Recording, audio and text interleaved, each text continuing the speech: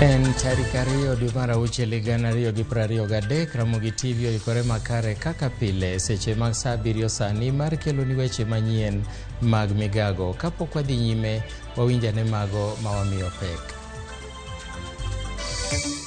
Jadolo Paul Mackenzie mitudo gi nek Mashaka Hola, min ode Roda Maweu to gachije mamoko odwokie doho Mashanzu.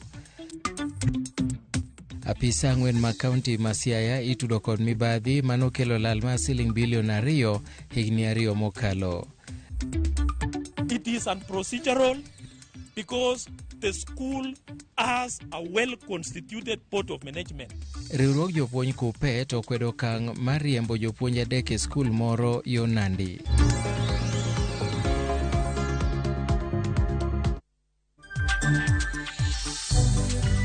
Ingi thuolo ma tudori kodwa kiorona ote machuok e laini mar ote machuok ma en 23600 machiegni.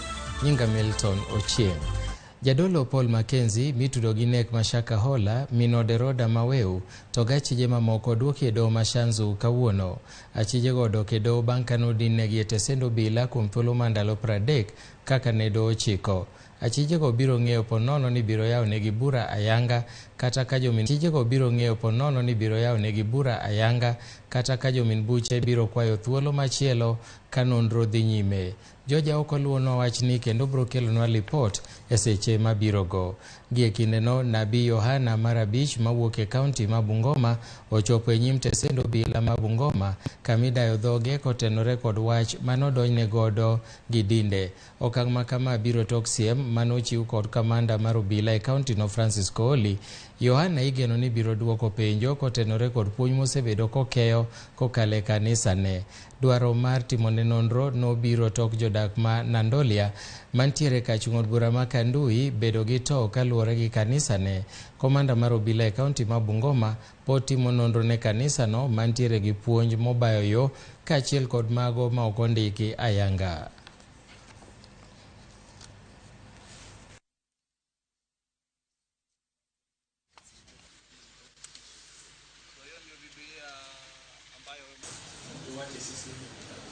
Jumatatu ya hii wiki ilifika Poma saa 8, wanasema wanaitwaje na serikali wakuone. Sikujua sababu kubwa ni nini. Ndio nimekuja sasa mbele ya serikali waniambie sababu kubwa ambayo waliniitia hapa. Chaelewa sababu ambayo waliniita. Chaambia statement nini ambayo ilifanya wakaniita hapa. Ni mambo mbaya tumekuitia. Ni baadhi ya vitu tunataka tu kujua na tatuelezea vile iko ili tuweze pia kukuelewa. Huyu mzee wetu ana chakula gani anapika huko? Hii chakula anapakulia watu ni chakula sawa sawa ama ina sumu? Si ndio? Hatuwezi kuwa nakula wale wanakula na sisi hatukuli. Hii chakula ni aina gani? Waboni. Jatend kweth manoke od bura mamalo Pio Wandai elo jotelo mawuok e alwora mipidhe niang' Nyanza okoni ok gibi yie ni mondo ten Kenya Kwanza otiari etha kod kembe rego sukari malwora ma Kenya ma imbo ka gikoni gibiro kedo nyaka giyud ratiro. Wandai okoni jotelo moyier kaluwore kod chik igolo apoya nono kendo giwilogi kod jogegi giwegi ma ok opuodhi. Oyango bende ni lope ma kembego ni kama rach kaluwore ni kembe moko mag ji giwegi osewuok oko kawacho ni mago gin lopegi. En gima lich ahinya ni niang' mosebedo konyruok ne jowa mang'eny kuom higni mang'eny ahinya. Sani koro wachne inyalo tiek mana yo machalo kama endi. To jowa ma joluo manie serikal mar Kenya Kwanza ni to ling'a. To inego jowa.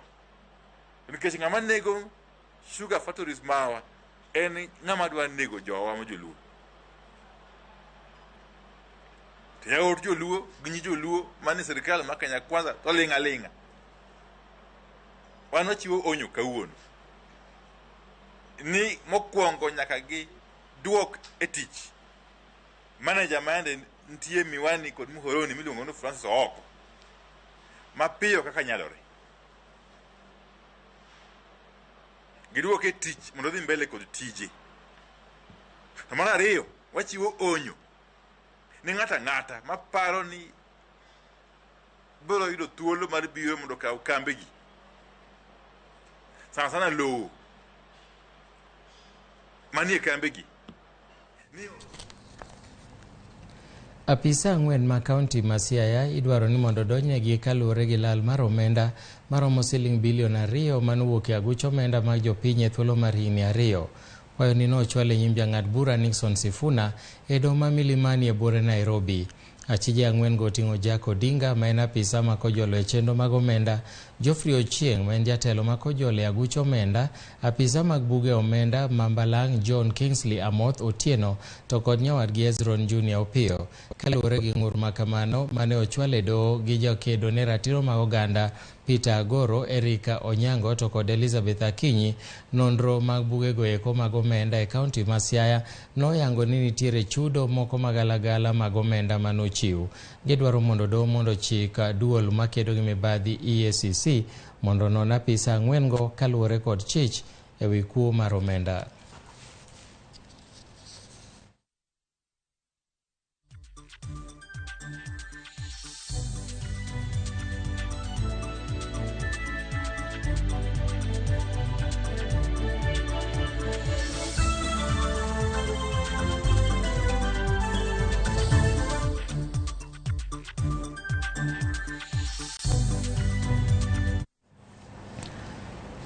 Jalup jatend piny Kenya Rigathi Gachagua odok ne gavana ma Kiambu Kimani Wamatangi kaluwore kod bura mathiche oko e apisi kendo chako chenro matieko ywaruok e kind Wamatangi gi MCS ma kaunti no.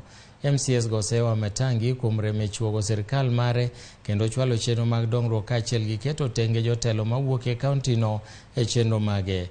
E romo mano yuore kod jood bura mawuok e kaunti ma Kiambu, jalup jatend piny Kenya nonyiso jotelo mondo ti kanyakla e chwalo dongruok ne jopiny. Jaod bura ma Githunguri Gathoni wa Mushomba kod jaod bura ma kaunti no Ann wa Muratha to ne ok ochopo e romo no. Kaluwore gi jaod bura ma Juja George Koimburu ma en achiel kuom jotelo mosebedo e ong'ala manyime kwedo telo mar Wamatangi, Wamatangi osebedo katiyo gagoko. Sisi pamoja na viongozi wote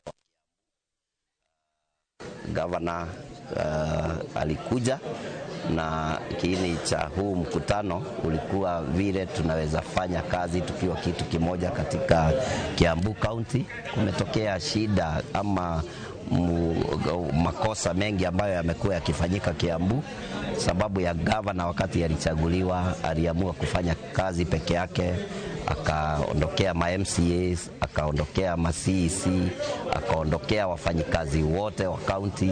Sasa unapata mambo ya Kiambu ambayo tuliahidi watu wakati wa campaign haikuwa inafanyika. Na tuko tayari kwa sababu yeye kama kiongozi wetu wa Mount Kenya tunamheshimu na tunajua mawazo yake ni mawazo ambayo yanatakia watu wa mlima haswa watu wa Kiambu mambo mazuri, na kwa hivyo tunajua mashauri yake ni mashauri ambayo tunaweza taka pia sisi kuyasikiza. Maromo nyithinda par masomo e skunde mopogore opogore kaunti ma Kisumu oseyud gi midhusi mar COVID-19 e thuolo mokalo. Elijah Oyola ma en apisa mar Migago mar thieth olero ni kwan makamano biro tok pim ma Migago mar thieth notimo e kaunti ma Kisumu jumbe 2 mokalo. Pim notim ne jopuonjre mawuok e skunde ma yudore sub counties mopogore opogore Kisumu nikech medruok mag tuoche mag athung'a, wich bar kod moko e skunde ma alworano. Oyola nojiwo oganda mondo kaw chanjo kod medo rito chike ma kedo gi landruok midhusi mar korona ma koro thoth jopiny nenore nosejwang'o.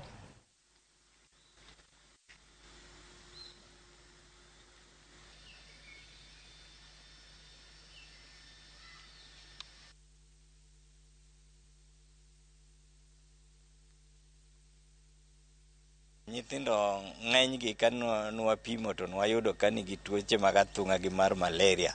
To manwapimo mar COVID to nwapimo nyithindo madhi 20 kende. Koro e Seme sub county nwapimo nyithindo 7 to kuom nyithindo 7 mane wapimogi 4 nwayudo ka nigi covid. To kawaduogo e Kisumu Central gi Kisumu East ka bende wachak wapimo nyithindo moko madhi 13. Kuom magi ka nwapimo to 3 nwayudo ka positive. Wane gi ji 10 ma waseyudo ka positive. 7 nyicha wayudo Seme to 3 wayudo e Kisumu East koni. Kaluwore gi pimo wapimo ni wasefwenyo ni covid pod nitiere. Koro mano emomiyo wadwa ng'iso oganda ni mondo obed motang'. Kweth ariyo mosebedo ka gwandore e gwenge ma Baragoi ewi kuo ma jamni koro ijiwo mondo ket kwe kindgi kaka yo manyayo weche mag ohala kod dongruok e gwengego. Gwenge ma Baragoi osebedo e lepa jopiny kuom thuolo malach kaluwore kod kuo mag jamni kaachiel kod monj ma kinde ka kinde. Chenro mar duoko kwe osechako ayanga kendo osechako nyago olemo mos. Jotelo kod jodongo mawuok e gwengego ma Baragoi kod Samburu ma Nyandwat osebedo ng'ala manyime kelo kwe e kind jopiny. Weche mag somo bende oserochore kaluwore kod lweny, gino momiyo jotelo makono temo duto manyalore mar kelo kwe.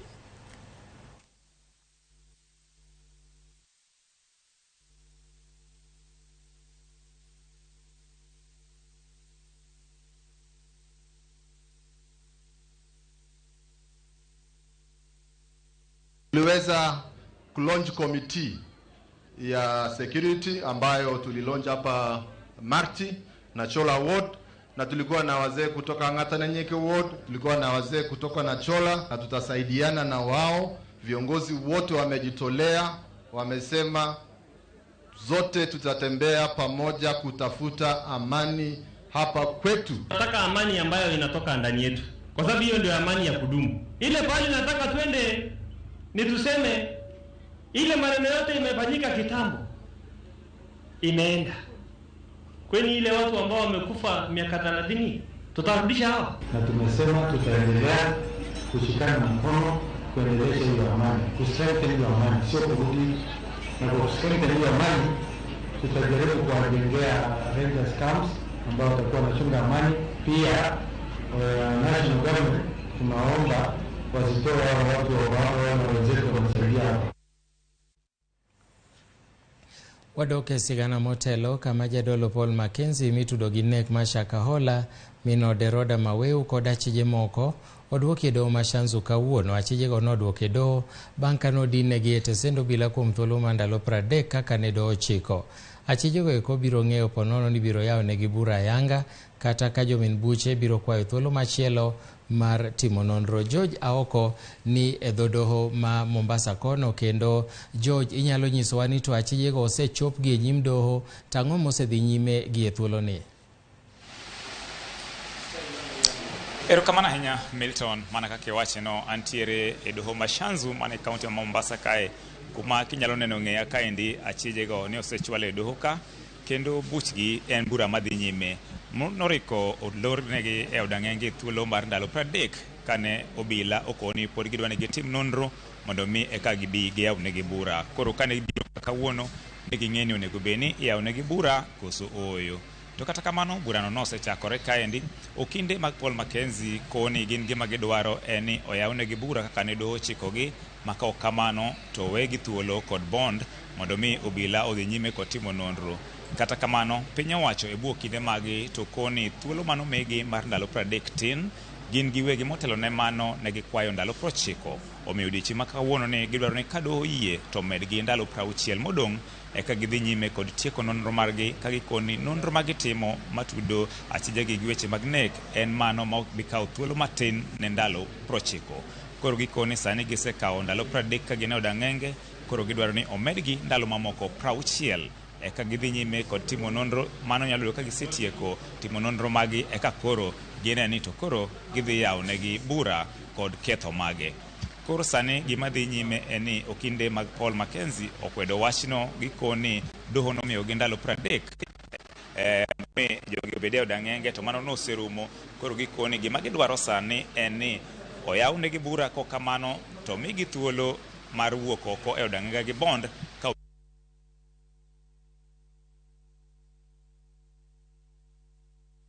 nyime e doho makaendi, kendo warito mondo me ka koro doho duogo to wabro ng'eyo ni to ang'o madhi nyime. Koro sani doho kawo break, gidhi duogo saa 8 eka wadhi ng'eyo ni to ang'o madhi dhi nyime. Nyajo jaoko erokamano ne joja oko kowuok Mombasa nyaka Ramogi. Adwaro ni mondo wakaw yweyo matin mokwongo, to kik idhi mabor bang' kaw yweyo ni wabiro duogo gi mathoth.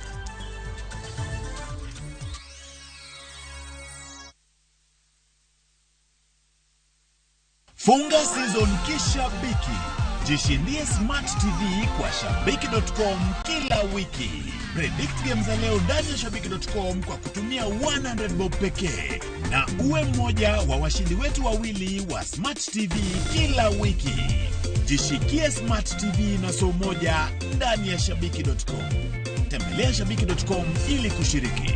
Not for persons under the age of 18. BCLB number 416. Shabiki.com. Dial *334# to enjoy 1 GB at 50 Kenya shillings for 24 hours. Bundle exclusively available on Airtel Money. Okay, nimeshasetia hiyo 1 GB. Sana data yako kakuku tu.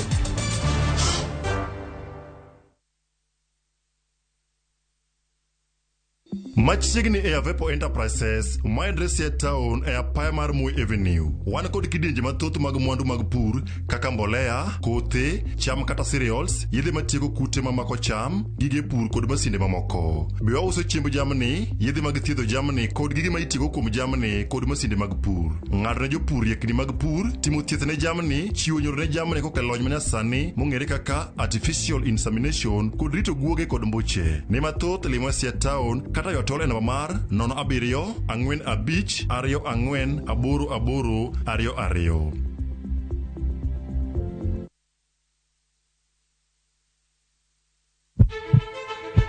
Sasa ya mawagamo muya wayudo ngima. Sasa ya mawayudo rieko wareso ngima ng'ato. Dr. Satiriosus onego beni lorore, foramen oval onego beni lorore. Penj laktar kelo ng'eyo matut, gero oganda gi puonj mok inyal yudo kumoro amora mag weche thieth. Diwacho ni gima koyud chon, tinyalo thiedhe ma ng'ato chang chuth. Kabisa. Or ote machuok gi penjo moluwore gi weche thieth. Tudri kodwa e nambani, kata inyalo ywa tole nambani. Riwri kod Ruth Otieno wuok tich nyaka tich abich saa 12 odhiambo mana e Ramogi TV.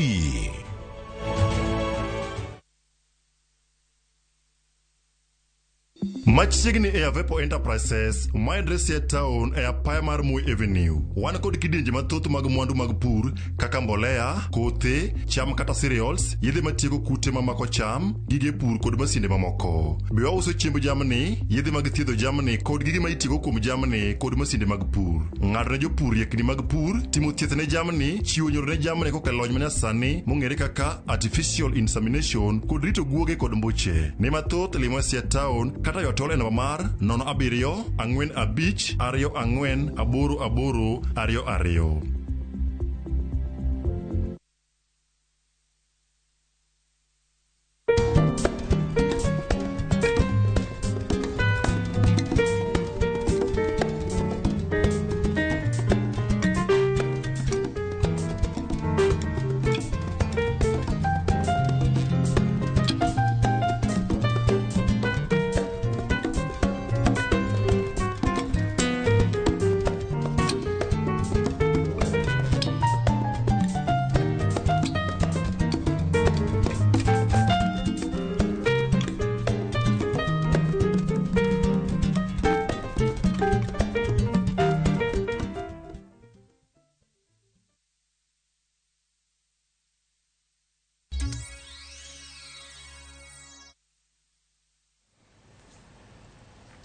Machiegni kendo e kinde ma piny ngima ne dhialo higni 60 mag loch, jo Kenya moko manonyuol e hik loch bende ne ogolo pachgi ewi dongruok magiseneno kod mago magisegombo e pacho ka. Ripota maro Crispin Otieno nyotwa kod Recho Kwamboka mawacho ni lek jo Kenya mane okedo ne loch pok ochopo kare kata tok higni 60. E alap magusi, oganda jo Kenya mathoth nyoyuoro e nyasi mag Madaraka. Recho Kwamboka Nyatichi en achiel kuom jopiny manyochopo e nyasi ma Kisii. Monyuole higa mar 1963, higa mane Kenya oyude loch. Kaber to Kwamboka dine hingo hike mar 60 gi mor. Kata kamano pek mar ngima omaye mor. Kata nyasi mag Madaraka ok nohoyo chunye. Kama mimi nikipenda sana, nikitaka kuenda stadium kuona sherehe fulani, mimi ninapenda kuona askari wa kimachi, kwaya simbe, kuna wengine wanatuimbia sauti mzuri, unatoka. Lakini ile tusema ati ninaenda kufurahia ati serikali yangu, mimi sina kitu yenye nitafurahia. Kwamboka temo goyo darubin komenyo kit telo mosekalo kod mano masani. Maisha ilikuwa mzuri, ingawa bidhaa ikukuwa mingi kwa sababu vitu mingi ikukuwa imeletwa Kenya, lakini maisha ilikuwa maisha mzuri kwa sababu nitaweza sema hatukuwa tunakosa na kustrain. Kwamboka wacho ni Kenya osedongore kata kamano omedo ni dongruok maber en makelo fuongruok ne japiny. Tipo mag nyasi mag Madaraka ema okano kaka rapar mar dhialo loch mane Kenya okawe lwet jowagunda. Opande ne nyiso hike kendo paro ne lek makwere wanenigo kane gikedo ne loch Kenya. Gikone, Recho Kwamboka ne nigi ote makende ne jotelo mapacho ka. Kuna kitu nimesherekea kwa serikali, sitaki kudanganya. Na nyinyi kama watu wa mangaseti, nyinyi mnawafikisia huko. Sisi wengine unajua hatujui njia ya kufika mpaka tuwafikie huko. Mwende mwambie president, mwambie Raila, wanafanyanga makosa. Wao ndio watu wakosaji wakubwa. Wao ndio wabaya kabisa. Kwa nini? Watu yao wenye wanakaa nao ndio wamefanya kupitia corruption. Maisha yameenda juu. Jopiny Kenya medo ywago pek mar ngima ka gipenjore ni loch biro wuok kanye mar reso ochumi mapachoka. Crispin Otieno, Ramogi TV, Kisii. Nyasi mag Madaraka Day nyobagi e gwenge ma Kisauni e kaunti ma Mombasa mane ochopie gi ji mawuok e kuonde mopogore opogore kaachiel kod apisa mag obila mawuok e migepe mopogore. Rashid Bezimba ma en jaod bura ma Kisauni kane loso e nyasi mar Madaraka e kaunti ma Mombasa nokwedo wach mar sirikal mar ng'ado atamalo 3 mar osach jotich.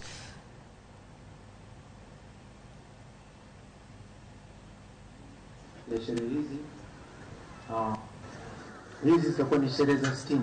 Ilikuwa pambazuko kwa nchi yetu, uhuru kutoka kujitolea muhanga ulitaji moja. Wacha nisungumze na vijana. Wacha nisungumze na vijana. Kujenga nyumba moja. Tunahitaji fundi ngapi?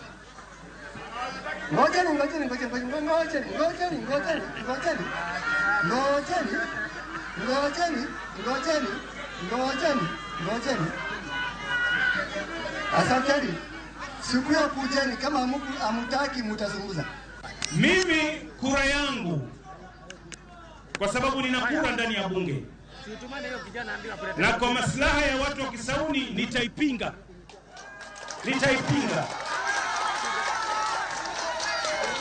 Na nina sababu za kupingia. Yako mazuri na yako yale sikubaliani nayo. Watu kukatwa 3% kwa sababu ya nyumba, hiyo naipinga. Kwa sababu sasa mtu ana miaka 70 wamkata we 3% atampa nyumba lini, utampa kaburini? Na waheshimiwa ndugu zangu viongozi, nawaomba tushirikiane pamoja kwa maslaha ya watu wetu. Ikija mambo ya chama, nenda kwenye chama chako. Ikija maslaha ya watu wetu, tukaeni kitu kimoja. Mheshimiwa Bezimba amegusia kuhusu mswada wa fedha ambao unakuja bungeni wiki ijayo. Makosa ni kwamba mswada huu hauji katika bunge la Senate. Lakini kama ungekuja bunge la Senate, sisi sote tungeweza kupinga pia. Kwa sababu tumeona una mambo mengi hapo ambayo yamewekwa yanaathiri wananchi moja kwa moja.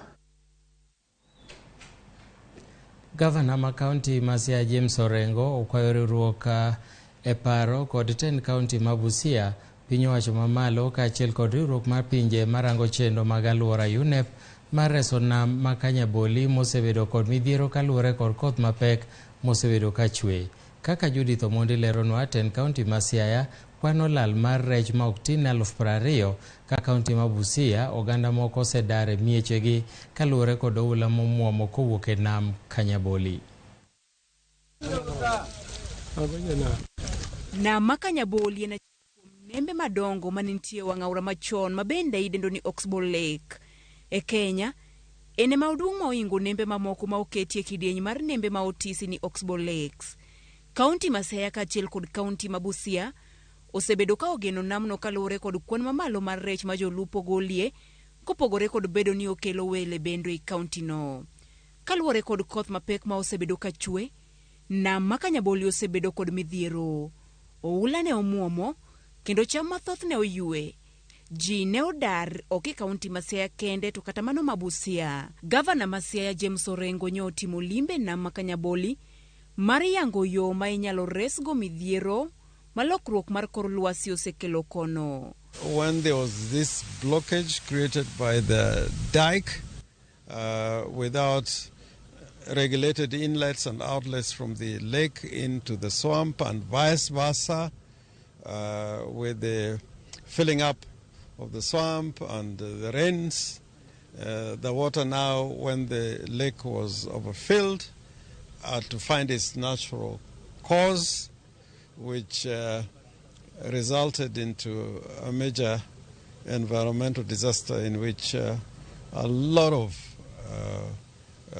vegetation was destroyed.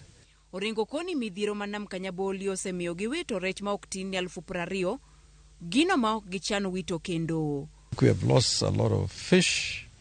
There were cages in the lake in which more than 20,000 fish was lost.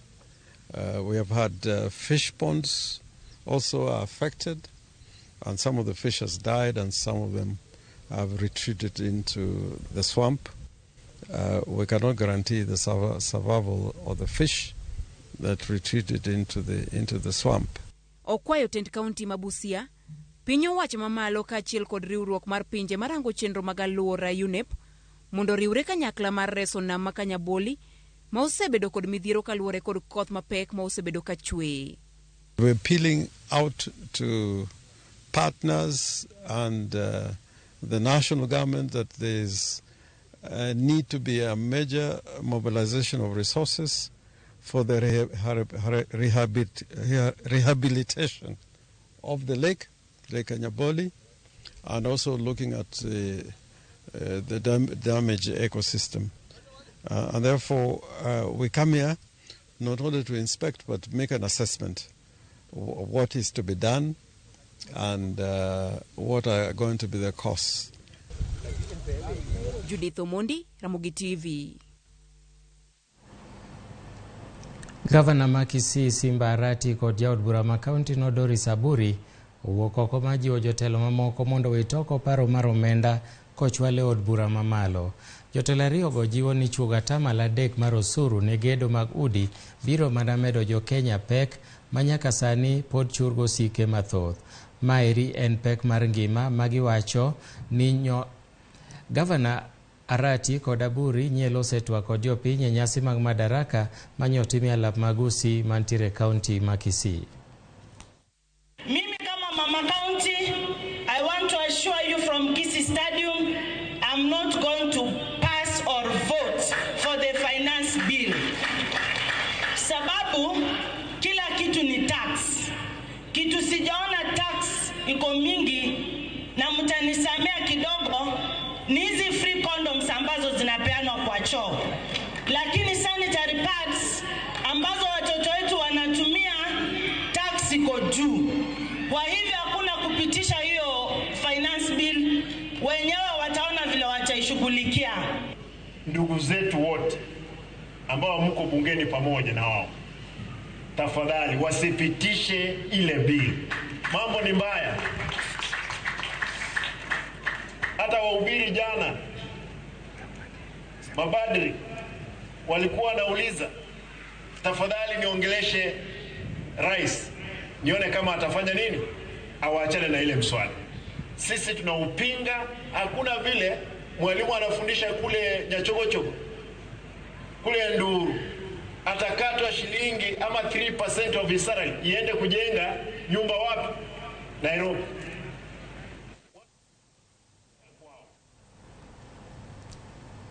Wach mar ute manengogi ni piny ne okawo thuolo malach e nyasi mar Madaraka mane obagi e gweng' ma Ewaso e kaunti ma Kajiado. Gavana ma Kajiado Joseph Ole Lenku nomiyo jatend piny owacho William Ruto puoch gi pak kuom riwo sirikal mar kaunti kod sirikal mamalo, kowacho ni mano biro miyo sirikal kaunti biro yudo nafas madhi mbele. Owacho ni kokale to biro miyo jopiny yudo ute manengogi oyueyo. Sana viongozi wetu ambao wameendelea kufika na waona achievement kubwa sana ambaye Rais Ruto amefanya ni kuhakikisha kwamba serikali kuu na serikali ya kaunti zinafanya kazi kwa pamoja. Mpaka hata siku hizi kuna mahali governor anasaini kwamba hii mradi inakuja sehemu hii. That is a great achievement. When you look at it now, only about 3% of Kenyans owned homes, but we want to increase the numbers because we cannot talk of economic growth without talking about affordable housing for Kenyans. Let us not be egocentric. Let us consider the welfare of our people in the Republic of Kenya. Ya kwamba wewe ukiwa na nyumba, hutaki mwingine akuwe na nyumba. The government of Kenya is committed to ensuring that every Kenyan has got a good place to stay. It's for that reason that His Excellency the President of the Republic of Kenya came up with this noble idea of having this national program of what we refer to as affordable housing program. Nataka niulize viongozi wa sehemu hii, wafanyikazi wa serikali, wananchi, tuunge mkono mradi wa kitaifa wa nyumba ambazo kila mtu huenda atafaidika kupata. Kambi mar Chakama Ranch Limited owuok oko mar wacho ni eka gana 50 e bungu monywako puodho ma Shakahola mitudo gi jadolo Paul Mackenzie ne margi. Giwacho ni ne ging'iyo lono eka gana 100 kuom ten muspal machon ma Kilifi gana 119 gi 84 kama bang'e ne giuso eka gana 500 ne sirikal mamalo. Kambino wacho ni yande ne gidonjo ne jadolo Paul Mackenzie higa mar 2021 kuom kawo bath lopgi, to kata kamano onge okang' moro amora manokawo. Ywaruok mokwako eka 100 mar puodho maduong' mar Chakama Ranch moting'o lowo masani opong' gi chochni mar Shakahola ma itudogo jadolo Paul Mackenzie pod dhi kamedore. Weg kambi mar Chakama Ranch Limited kotelegi kod directors mage wacho ni puodhono en margi. Kaluwore kod obok mane waneno kamoting'o nyaka title deed ma namba en 17505 manochiw tarik 1 dwe mar 12 higa mar 1984 kod munispa machon mar West Malindi ma bende sani iluongo ni Malindi County, nyiso ni lobni en mar kambi mar Chakama Ranch Limited. Wamiliki halisi ni sisi kulingana na stakabadhi ambazo tunazo. And those who claim ownership, let them produce evidence to prove that they are the owners. I've proven to you. We have got a title, we have got a map sheet. Lobno nong'ad nyadiriyo ka bathe nyakonchiel mar eka 50,000 yangore nonyiew kod sirikal mar chiwo kuonde dak squatters, kendo namba mar lopgi no en 134772. Directors go wacho ne gichiwo bath lowo eka 30,000 ne jakan mwandu moro mane okawo hola mar $60,000 mano tame chulo, gima koro miyo bengi bandho Chakama Ranch shillings $80,000,000. Kambi mar Chakama Ranch Limited wacho ni Paul Mackenzie nodonje puothgi gi thuon e higa mar 2021. Tulimwambia, hata sisi tulifanya kuambiwa kwamba alifanya kuziwa na watu wengine wale ambao sasa ndio wanadai kwamba ndio wenye ile shamba. Tunajihisi kwamba tumefungiwa, activities zetu hatuwezi endelea nazo, na kulikuwa na miradi ambayo tuna anticipate tuanzishe mwezi huu wa 6. Report ne gigoyo katisendo bila malango baya, kata kamano giwacho ni onge okang' moro amora manokao. Si tulisema tu kwamba tumetembelea shamba letu na tumepata watu ambao hatuwaelewi vizuri na hatujui wako pale kivipi. Maana tunaambia kwamba hata wale watoto wako hapa le hawasomi, alafu habari zaidi zikaibuka kwamba hata wakiumwa tena huwa hawaendi hospitali. Tukaona lile ni jambo ambalo kwamba linafaa kufuatiliziwa, ndio maana tukaenda kuripoti. We reported the matter to police to remove them, but the police didn't do anything at all. Or the government never acted on our request. Jotelo mag Chakamarach Limited wacho ne gin kod chenro mar tiyo gi bath lobno e 2020 modong' dwe mar auchiel higani. Kata kamano masira manomuoch Shakahola momiyo ket kafyu e puodhono koro chungo chenro margi ka gikwayo piny owacho mondo yienegi giti gi lobno. We have investors from Germany, America and South Africa who intended to lease or to buy. They want to have irrigation and produce cotton in a big way. Tuna ng'ombe zinachunga pale ambao tulikuwa tunachukua kodi. Piny owacho koro chako nonro mar ng'eyo adiera ni tonga ma en wuon lowo ma Shakahola. Riwruog jopuonj Kuppet okwedo duol mandiko jopuonj TSC kuom riembo e tich jopuonj adek e kaunti ma Nandi. TSC noriembo jopuonj adek e sikund sekondari ma yawuoyi ma Lelmokwo kitudogi kod timbe njore. Tend riwruog Kuppet bade ma Nandi to ramo ni okang' ma TSC no okotim kaluwore gi chik. The letter was written by the Deputy County Director, Bwana Musigisi, that the teacher confronted an external auditor, and that those teachers ate some stuff in the kitchen. For that interdiction to be revoked, it is unprocedural because the school has a well-constituted board of management, and procedurally, it is the board of management who are supposed to listen to the teachers. But they have been served. Where is their right of being heard? Jaod bura ma Kathiani Robert Mbui okwayo piny owacho mondo ochug yore mabiro neno ni somo dhi makare skunde maonge ng'ikruok mathoth. Kanoloso e sikund sekondari ma Kalicha, Mbui nowacho ni jopuonjre mang'eny ok ondikore sikunde nikech gionge kod obok mag nyuol manyiso ni ok gintiere kwan mar piny owacho mano mageng'ogi yudo omenda ne weche mag somo kowuok kuom piny owacho. Oseo migawo mar arita manigi ting' mar chiwo obokgo kuom bedo kod ohinga mathoth e yore mag yudo obokgo eko. Mumetusumbua na mambo ya birth certificates. Tukienda kuomba birth certificates, hata mimi nikijitolea nilipie, naenda napata kuna vikwazo kwa sababu kuna watu wanataka kuongwa. Na hiyo kitu ya birth certificates haitaweza kutusaidia as long as kuna mabwenyenye na wafisadi ndani ya hizo ofisi. Lakini iko solution. Na solution ni rahisi.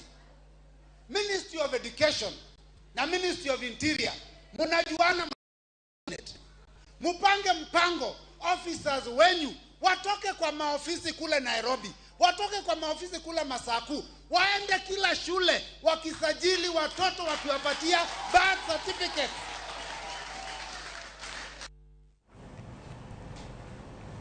Gavana Masamburu Lati Lelelit dwaro ni mondo mi piny owacho kwa mondo yie omed bunde mathoth ne apisas ma kojolo kata Kenya Police Reserve ma bende osebedo ka konyo weche mag rido arita kwe e gwengego. Gavana Masamburu Latu ogolo kwayo makama e kinde mano yore kaunti no e romo mag kwe.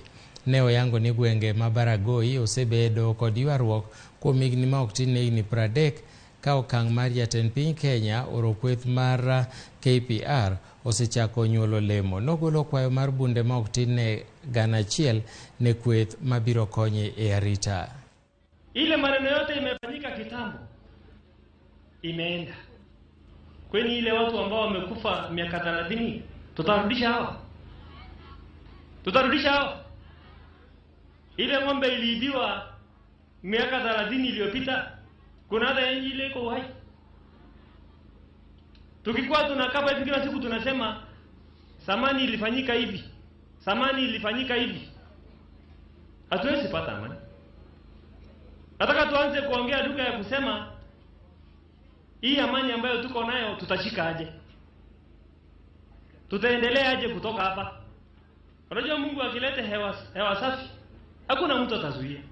Mimi pia nataka kuambia serikali kuu, NPR ndio njia rahisi serikali kukaa security, kwa sababu watu wanajua terrain, wanalipa pesa kidogo, na ndio wanaelewa terrain hiyo, wanasaidia serikali kama mkoa na serikali. Na tumesema tunaomba tuendelee kufuata NPR. Njia nyingine tena tunataka kuhimiza serikali kuu, Samburu ndio inaweza kurudisha bunduki mingi katika Kenya mzima ile iliko. Haimaanishi sisi ndio tuko na mingi, sisi ndio tuko na kidogo sana iliko. Lakini kwa sababu ya heshima yenye tunatoa serikali ya Rais Ruto na serikali yetu yote, sisi tunaweza kurudisha bunduki kwa sababu sisi ni watu waaminifu, tunaheshimu serikali. Tumerudisha bunduki zaidi ya 200. Jodak mawuok e kaunti ma Isiolo omisingo ni chenro mar gero gach reru apeyni kaachiel kod odundu mag mauta motenore kod chenro mar Lapset ibiro time kuonde mane oseyangi e okang' mokwongo kaka yo mar kelonegi konyruok. Kane oloso e nyasi mar Madaraka e gweng' ma Meti e kaunti ma Isiolo, gavana ma kaunti no Abdi Ibrahim Guyo nyosingo ni gisetwaka gi tend piny e wi gedo mar Lapset mabiro kale gwenge ma Mogogashe, Garbatula kaachiel kod mamoko kapok otundo moyale kaka nosechan. Ibrahim nomedo ni giseketo chenro mabiro keto kuonde obila e alwora mag Milango kod Yamicha mondo mi otiek wach mar arita ma ok osebedo makare. Kazi yangu imekuwa rahisi kama county commissioner, kwa sababu mahali mimi nafikia, yeye naongea na rais huko, mambo mengi ameleta hapa profesa, na mambo ya usalama ya Isiolo itabadilika. Na wale wakora walikuwa wanatisha watu, maisha yao imekuwa hatari. Kwa hivyo hiyo ndio usalama. Tunashukuru governor na hii timu yake, tunashikana na viongozi tukiwa na county MP hapa, tunashikana mkono tuboreshe maisha ya wananchi ya Isiolo. Jambo la muhimu sana ambaye rais ametukubalia ni kupitisha Lapset project, ipite Kula Mawe, ipite Malkadaka, ipite Bulesa, ipite Marti, alafu iende Moyale. Si kazi mzuri sana? Hiyo Lapset project ikipita, railway pia itapita na hiyo barabara. Pipeline pia mafuta itapita na barabara gani? Ni kumaanisha hiyo towns ambayo barabara inapita itainuka na maisha ya watu wetu tafani itainuka. Tunaelewana watu ya Marti kweli? Mnanisikiza mzuri? Pia tumekubaliana na rais atatujengea 2 mega dams. Damu ya kwanza itakuwa hapa inaitwa Kubikalo, na damu ya pili inaitwa Crocodile Joe ambayo itakuwa pale Isiolo, itaserve Laikipia, itaserve Samburu na Isiolo County.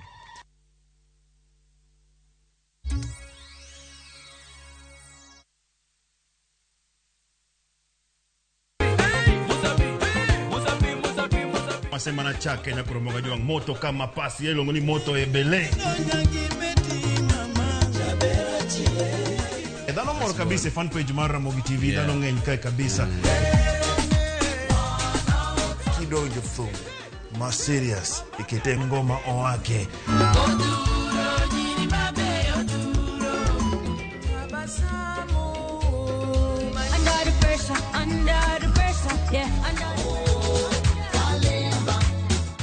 Kete manaka kod Papa Vic, ngoma wake wuok tich nyaka tich abich, saparo dhiambo nyaka sapar gariyo.